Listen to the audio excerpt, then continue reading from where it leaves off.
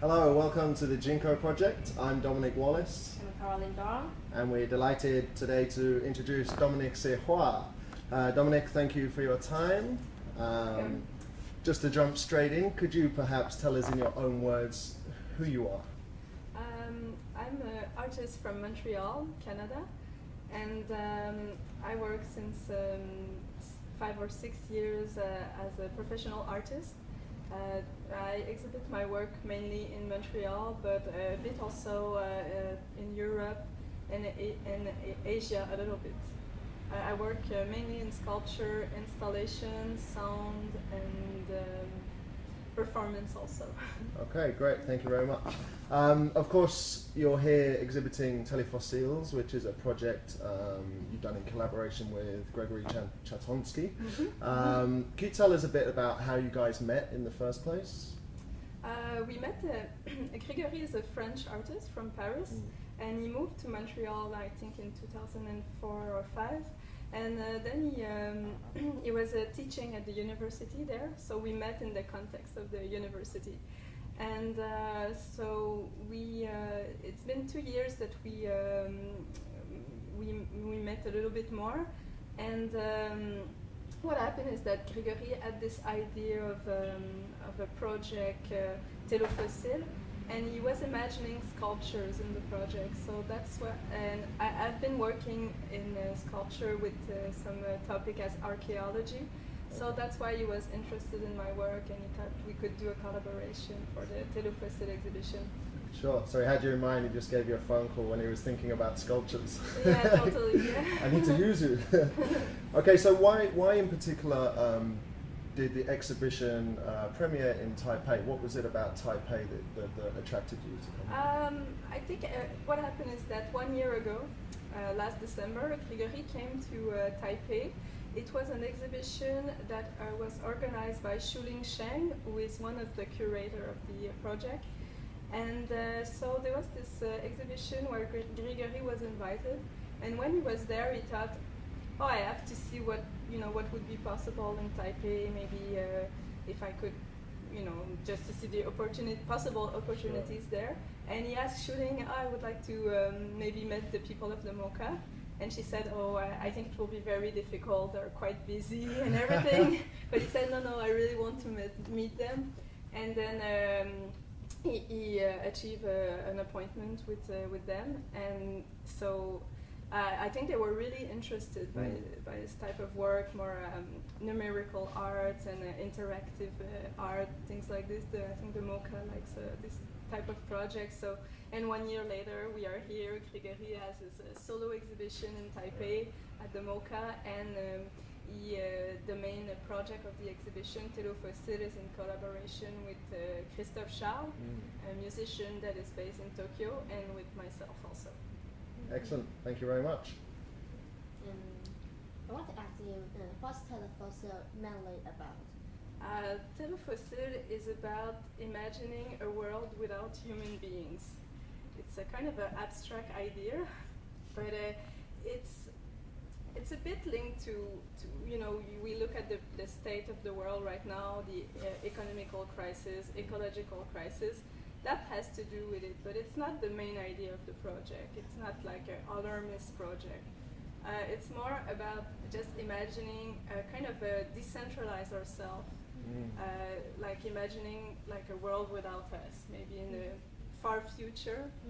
So Gregory was bringing some philosophical concept also that I will not explain today, but so it was also about the archaeology of the future. What would maybe life beings finding some like, I don't know, computers or car parts in thousands of years? What would they think about us, and how would they try to understand us? So that's what part of the ideas of the project. Sure. And mentioned to the collaboration you with Gregory. And how did you manage to co-work together? Yeah. In fact, it was the starting point of the project. Maybe you saw the big projection that is in the main room where we see some soil, like a lunar type of landscape, where a camera is kind of traveling in this generated landscape. So that was the starting point of the project. And then he imagined maybe also bringing some more sculptural elements in this landscape to dialogue with it. And after he thought about some sounds aspect, and so that's what these images was the starting point of the collaboration, bringing some sculptural elements also. So how far between you and him, your interaction, collaboration for this job or project, or before? A little bit, because Gregory was working on another project that has been presented in France that is called Capture, and I work a little bit on this project in 2011, but just a little bit. So that's was the starting point of our collaboration. But this one was going very went farther. Very deep, was it? Yeah. In terms of process making, how did you select the raw material to display, transform into your artwork? We decided to. There's so many objects I could have put in the sculpture. Like we are in a world where right now where so many objects are being produced. You have everything you can imagine exists. So we went with two things: the car parts, because I think it was well representing our times, like the fossil energies and also the speed, society, like everything has to go fast. So the car parts I thought were had something to tell maybe. And after, but that was not maybe the main idea. What we really wanted to include was the computer parts, technological devices like cell phones, computers, digital camera, to bring the idea of virtual fossilization.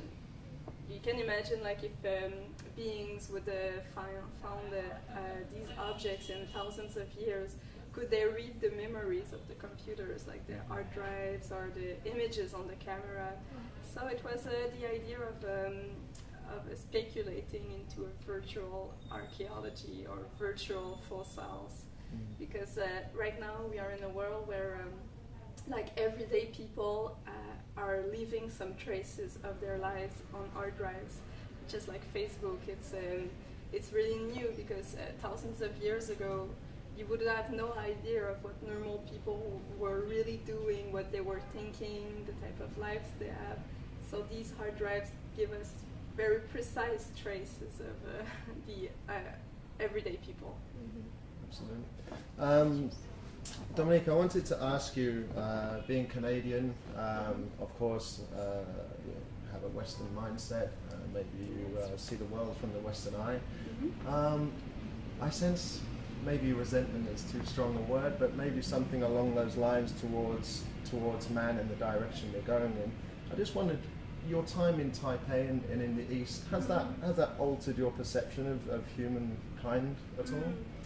I think so, yeah, because I don't know, I think if you are in Taipei, I guess you enjoy the city also, but there's really something very special about Taipei. And there's a strange mix of more Occidental and Oriental trend that is very intertwined in the city. So yeah, I like the fact that in the city you have the Buddhist monk that walk among other ordinary people, and the vegetarian diet that is very well spread here. Absolutely. Yeah, is that something you partake in? Yeah, I'm vegetarian, so I was really like, wow, this is amazing. Like, I can eat like the type of food I like. There's so much here compared with Montreal or other country where there's a lot of meat eating. Sure. So yeah, and also the attitude of people. I don't know. There's kind of, I don't know if it's a mindset but people look very joyful here and very laughing a lot and very generous also. But I don't know if it's Asian or maybe no, probably not. But there's a very good spirit here. So I can't tell why or how, but it's just like this. And the team also at the MoCA was really amazing people, very dynamic, very professional, and hard workers also. Sure. So it's an experience, do you think, that might maybe in the future drag you back here, or do you feel like it's something you've done and now you have to explore everything else? No, not really, because Gregory, he was here 1 year ago, and I think he really liked his experience of the city, and he wanted to come back. Sure. And then I came also 1 year. Now, and I really like this city a lot, so we will try to come back in a way or another. Watch this space. Yeah. Okay. Telefossil. Yeah, we're back to Telefossil. Telefossil is based on facts and fiction.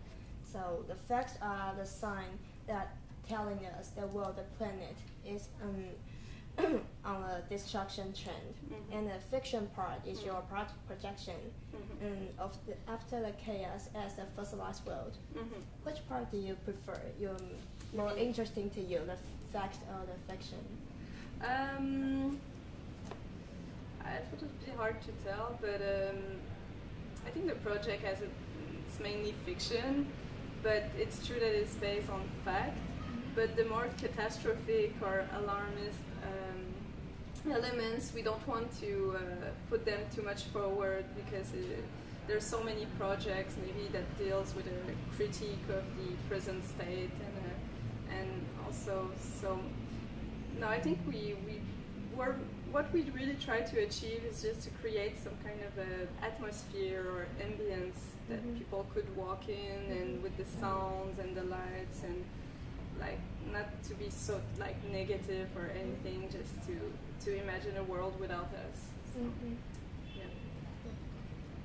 Definitely achieved that. I think the feeling I felt when you come up to the second floor of the MoCA is that it was in a sense eerie, but not in a, like you say, not in a negative way, just a very like a speculative way, just make you wonder.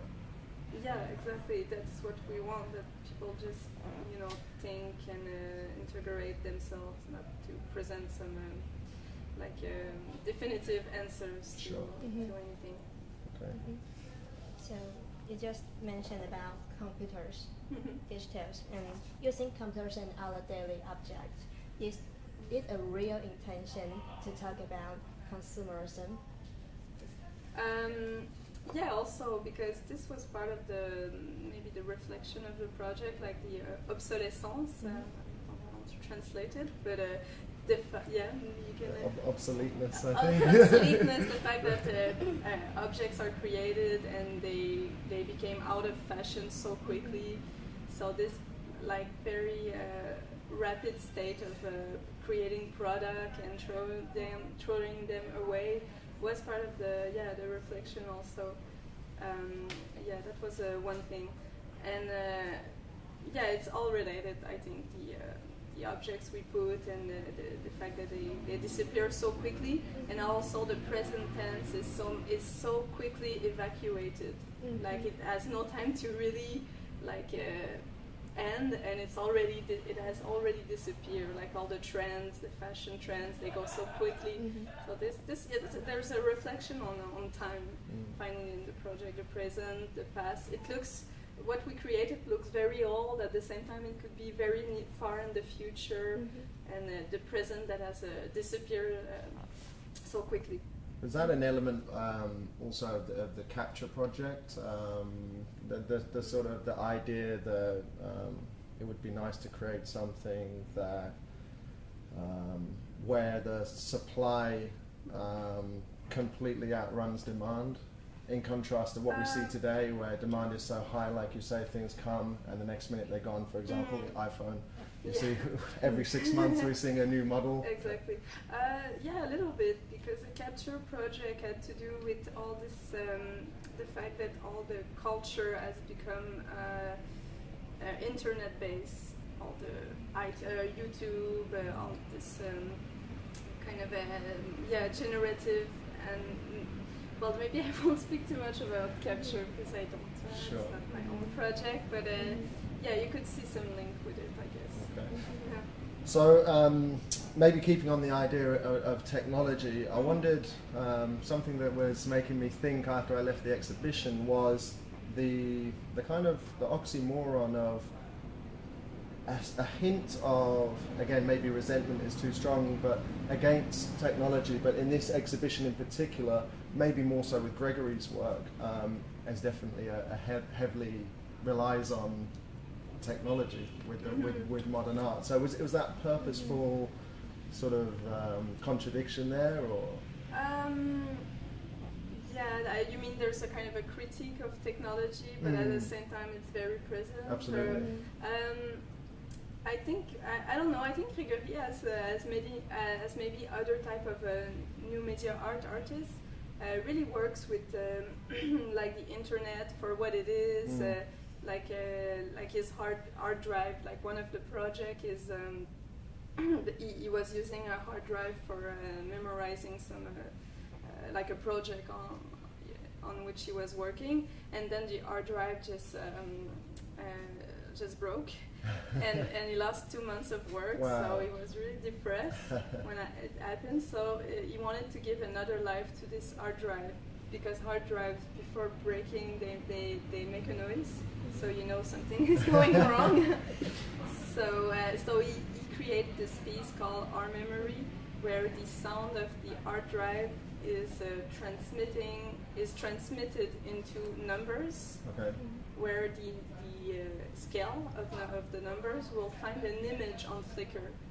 So it was to give another purpose to this hard drive that broke, and create some kind of a dislocated narration through these images that appears that have no story, but they create a kind of a story just by the chance operation of the numbers. So just from that maybe chance element of destruction from the hard drive came actually on the other side all this creation in an artistic manner. Yeah, you're right. So he used very common objects, common like internet, some things that think about the technology as a medium, also as a way of expression. Okay. Question. Question. You can answer yes or no, or you can go into it deeper. I would like to know, does Dominique Sirois think that it is possible to live without technology? Yes, it would be possible, but we would just live in another type of world as we were living in the past. I think technology works as a particle accelerator. There's something of it, like just you look at Facebook, for instance, is a particle accelerator of social life. Like the way people meet, or like the way it shapes the social the social relationship in a city, in a little community. So, and you see in art also the way technology is kind of shaping the artworks. Even a painter now is not, would use Photoshop, or well, not all of them, but a lot of them now, they use photography, Photoshop, these kinds of images software. So, yeah, it's just some new means that are putting things, I don't know, having a big influence on things. So. But why not? I think we couldn't be without technology, because we have been, but there's technique and maybe not technology, but the techniques is a very old thing, like with the tools that was created, the mastering of fire, of iron, so it's an old story. Sure, absolutely. I'm going to talk about creation and destruction. Okay. Your main one is create a destruction thing, right? And how do you think people put themselves into this cycle of creation and destruction. Okay. By the telefossil, you mean, or the generally?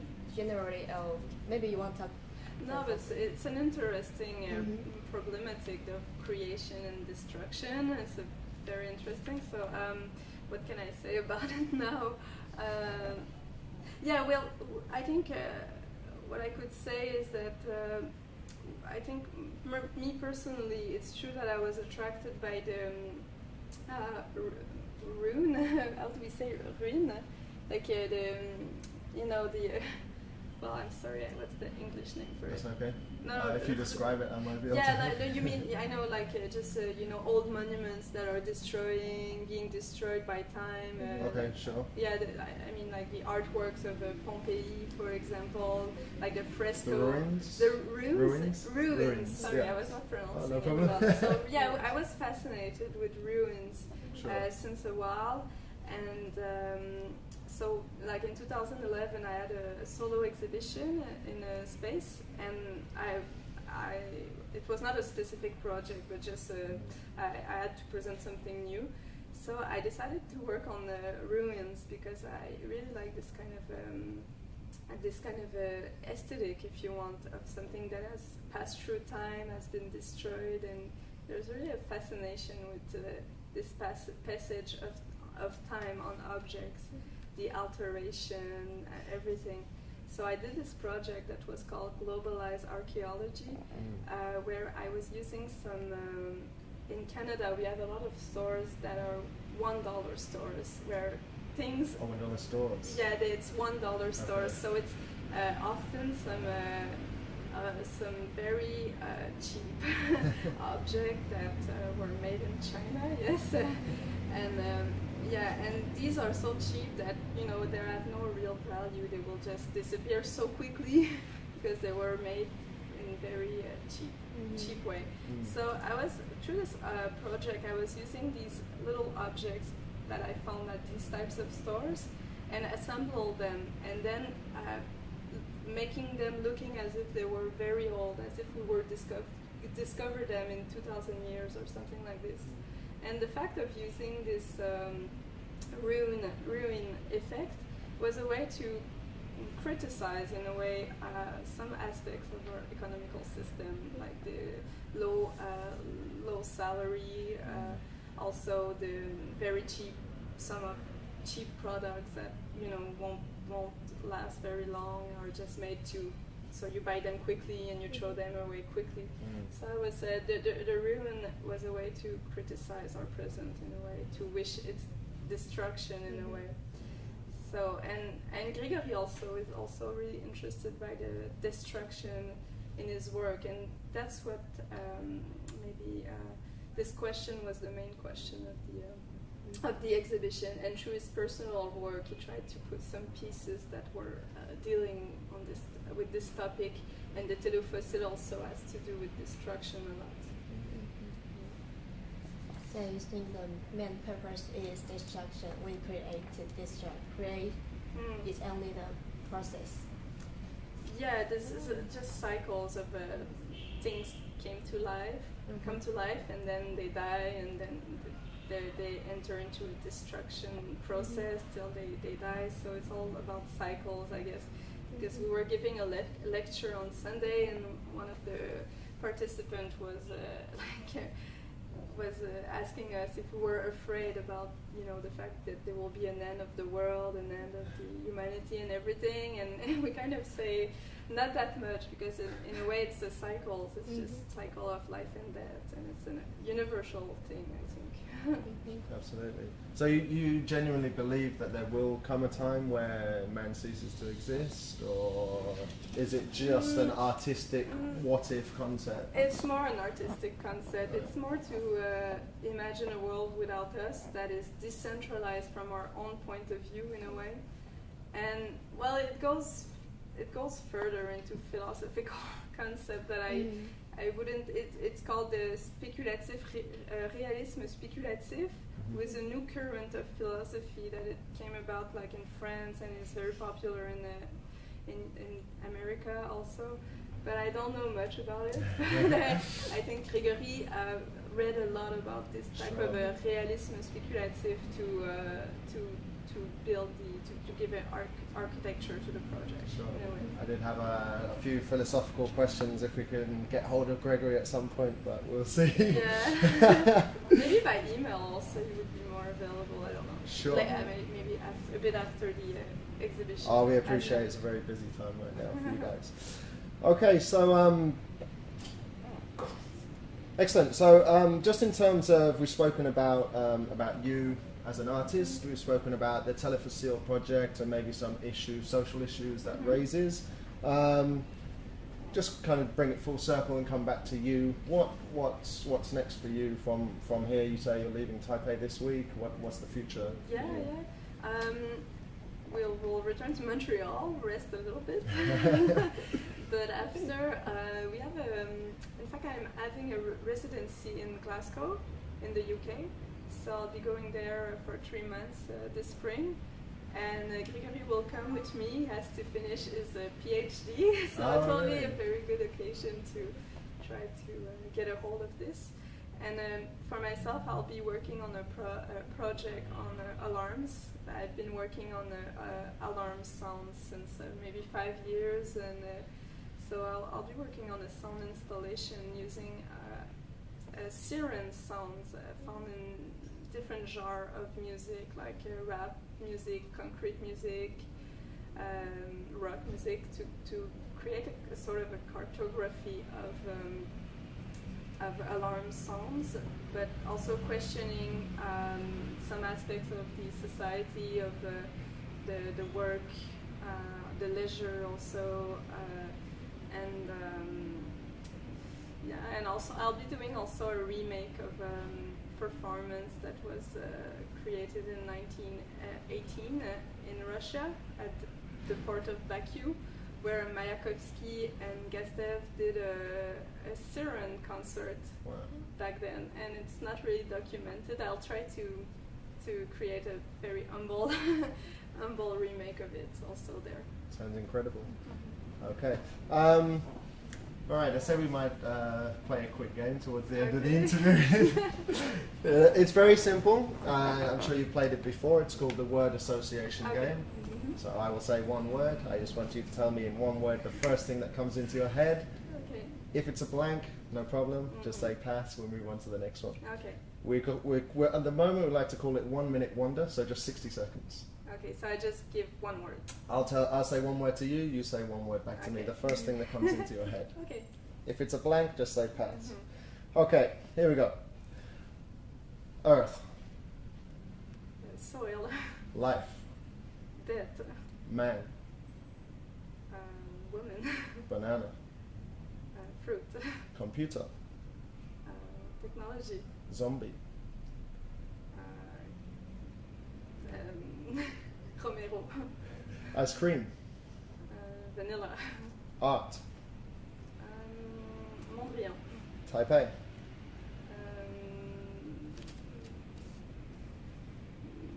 Mountains. Family.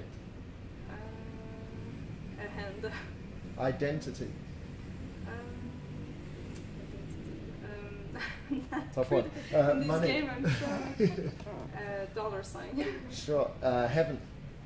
And a sky. Ecstasy. Sky. Flowers. Perfumes. iPhone. Sorry? iPhone. iPhone. Fashion. Canvas. Oil. Wine. Great heat. Hitler. Destruction. Freedom. Freedom. Impossibility. Space. Space. Stars. Apocalypse. Present times. Okay, last one. Jinko. Jinko. Brain. Ah, excellent, thank you very much. Sorry to put you on the spot. I don't look like the right candidate for this type of No, you game, did very so well. I don't know why. doing. My answer were not enough imaginative. No. That sounds really literal. Absolutely. Doing it in your mother tongue is hard enough. Doing it in a second language is True. extremely hard. I tend to think a lot before I speak, so that's why maybe I'm like very. Yeah, I'm sure that's an artist thing. Yeah, but particular me, like. That's okay. You did a great job. Thank So I'd like to say thank you very much, Dominique Sirois. Sirois. Thank you for joining us today, and thank good you luck so with everything in the future. Thank you. Nice to meet you too. Nice to meet you. Okay, I have been Dominic Wallace, And Caroline John. and this is the The Jinko project. Project.